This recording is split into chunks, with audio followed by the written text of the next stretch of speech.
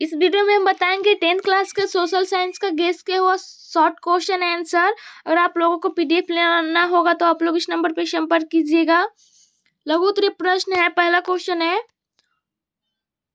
पहला चैप्टर है यूरोप में राष्ट्रवाद। पहला चैप्टर का पहला क्वेश्चन है, राष्ट्रवाद किसे कहते हैं। इसका आंसर होगा, अपने देश के प्रति प्रेम की भावना को राष्ट्रवाद कहते हैं।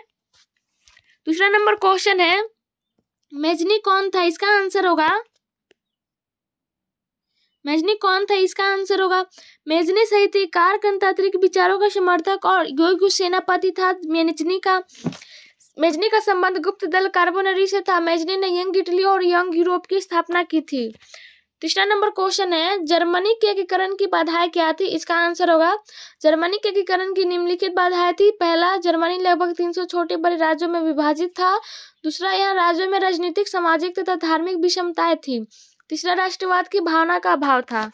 4 नंबर अगला क्वेश्चन है, मेटरनिख युग क्या है। इसका आंसर होगा, मेटरनिख ने 1815 से 1848 तक ऑस्ट्रिया में शासन किया। इसी काल को मेटरनिख युग के नाम से जाना जाता है।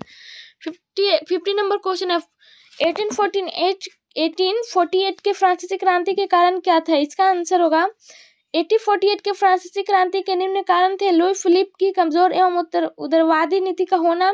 दूसरा कारण, लुई फिलिप की असफल विदेशी नीति का होना। तीसरा, राज्य में भुखमरी एवं बेरोजगारी का बढ़ना। 6 नंबर क्वेश्चन है, इटली जर्मनी के एकीकरण में ऑस्ट्रिया की भूमिका क्या थी। आप लोग इसका आंसर देख लीजिए। 7 नंबर अगला क्वेश्चन है, वियना कांग्रेस की 2 उपलब्धियां बताइए। इसका आंसर होगा, यह कांग्रेस की 2 उपलब्धियां निम्न है। पहला, वियना कांग्रेस द्वारा बोर्बो राजवंश की पुनः स्थापना की गई। दूसरा, वियना कांग्रेस द्वारा लुई 18वां को फ्रांस का राजा बनाना।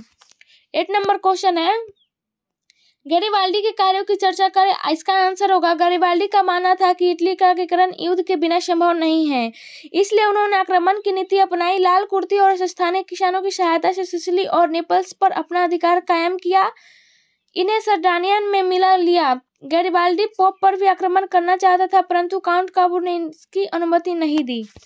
9 नंबर अगला क्वेश्चन है, जर्मनी के एकीकरण के लिए बिस्मार्क ने कौन सी नीति अपनाई।